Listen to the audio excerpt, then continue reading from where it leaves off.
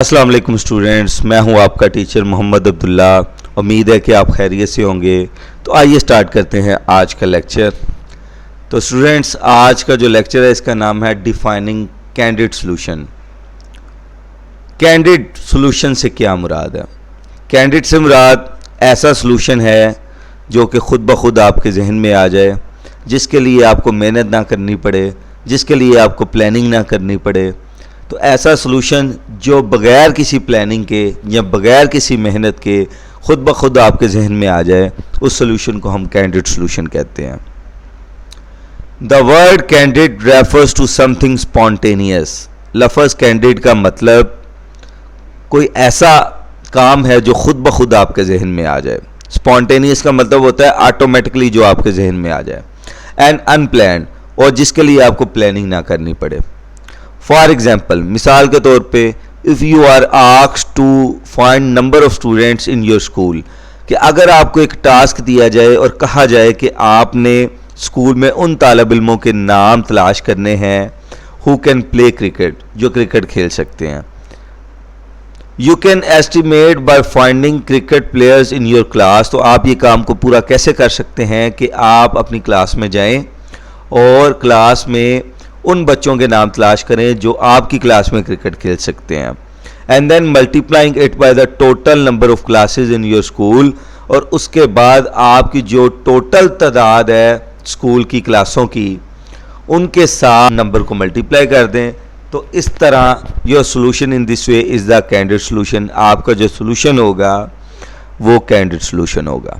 مثال کے طور پہ، آپ اپنی کلاس میں جاتے ہیں اور آپ اپنی کلاس میں دیکھتے ہیں کہ 5 اسٹوڈنٹ ایسے ہیں جو کرکٹ اچھی کھیل سکتے ہیں۔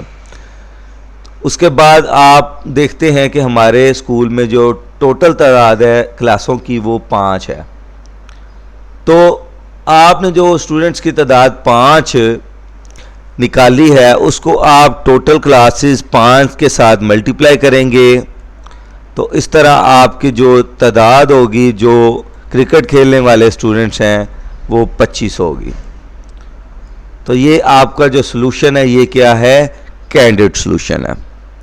یہ ایگزیکٹ سولوشن نہیں ہوتا، یہ ایک جسٹ تکا لگایا ہے، یا آپ نے اچانک جو آپ کے مائنڈ میں یا بغیر کسی فارمل پلاننگ کے آپ کے ذہن میں سولوشن آیا وہ یہ ہے۔ تو اگر آپ نے exact number of cricket players ان کی تعداد تلاش کرنی ہے تو آپ کیا کریں گے؟ ہر کلاس میں وزٹ کریں گے، اور ہر کلاس میں وزٹ کرنے کے بعد آپ اس کلاس کے اسٹوڈنٹس یا ان کے ٹیچر سے ڈیٹا لیں گے۔ تو اس طرح پھر آپ جو ایگزیکٹ جو پلیئرز ہیں جو کرکٹ کھیل سکتے ہیں ان کی جو تعداد ہے لکھ پائیں گے۔ کینڈیڈ سولوشن کیا کرتا ہے؟ آپ کو ٹائم بچانے میں مدد۔ بیسیکلی ہم کینڈیڈ سولوشن کیوں یوز کرتے ہیں؟ جب ہم اپنا ٹائم جو ہے سیو کرنا چاہ رہے ہیں، اور اس کے علاوہ ہم جو بغیر کسی پلاننگ کے یا بغیر کسی ہم سوچ بچار کے ہم اپنے سولوشن کو حتمی شکل دینے کی کوشش کر رہے ہیں۔ اسٹوڈنٹس، آپ کو ایک ایکٹیویٹی دی گئی ہے جس میں یہ آپ سے پوچھا گیا ہے کہ آپ نے ایوریج ہائٹ جو ہے آپ کے کلاس فیلوز کی وہ معلوم کرنی ہے، اور ایک کینڈیڈ آنسر بھی دینا ہے، اور اس کے بعد ایک ایگزیکٹ سولوشن بھی دینا ہے۔ تو ایگزیکٹ سولوشن کیا ہوگا کہ آپ نے ایک میئرنگ ٹیپ لینی ہے۔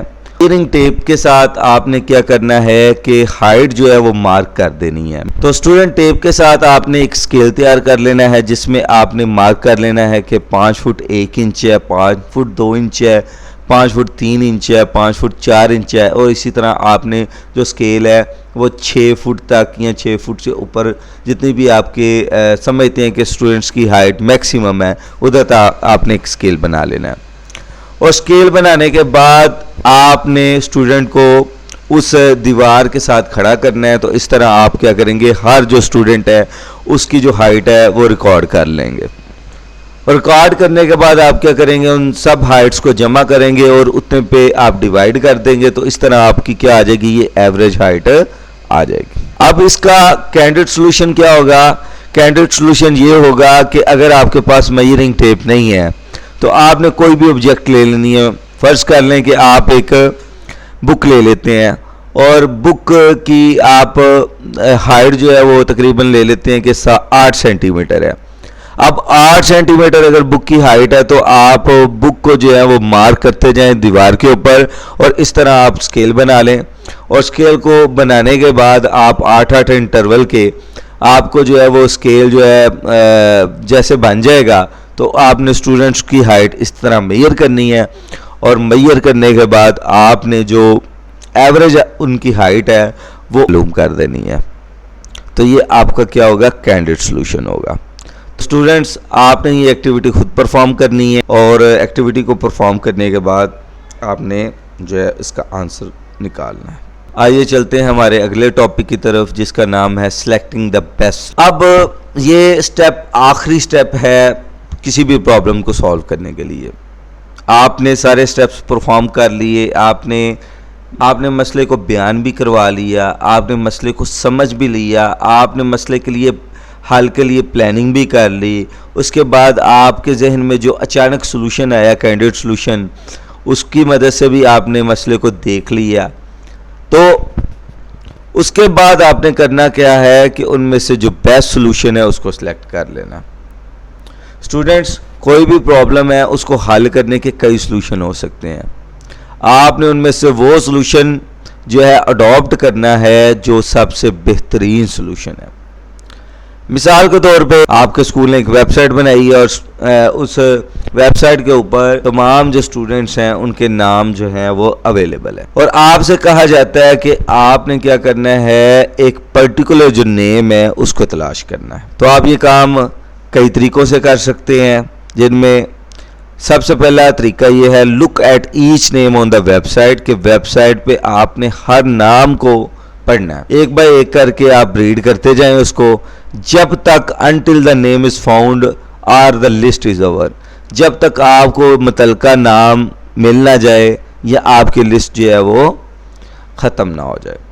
مثال کے طور پہ آپ کے اسکول میں پڑھنے والے بچوں کی تعداد 500 ہے, اور آپ کو کہا جاتا ہے علی اکبر نام کا جو اسٹوڈنٹ ہے اس کا نام آپ اس ویب سائٹ میں سے تلاش. تو پہلا طریقہ کیا ہوگا کہ آپ نے پوری جو فہرست ہے 500 اسٹوڈنٹس کی ان کو 1 by 1 نیم کو ریڈ کرتے جانا ہے, جب تک آپ کو وہ نام مل نہیں جاتا یا جب تک آپ کی جو فہرست ہے وہ مکمل نہیں ہو جاتی. آپ نے یہ کام کرنا ہے.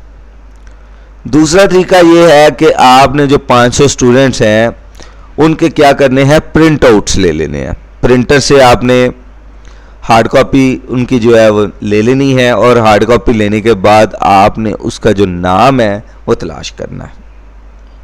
تیسرا طریقہ اسٹوڈنٹس یہ ہے کہ کاپی نیمز. آپ نے جو 500 اسٹوڈنٹس ہیں ویب سائٹ پر موجود ان کے نام کو کاپی کر لینا ہے, put them in Excel sheet, اور ان کو ایکسل کی ایک شیٹ میں رکھ لینا ہے, and sort there in alphabetically order, اور ان کو ترتیب لگانی ہے. کس انداز سے؟ الفابیٹیکل آرڈر سے, کہ پہلے اے سے نام سٹارٹ ہوں, پھر بی سے نام سٹارٹ ہو, پھر سی سے نام سٹارٹ ہوں.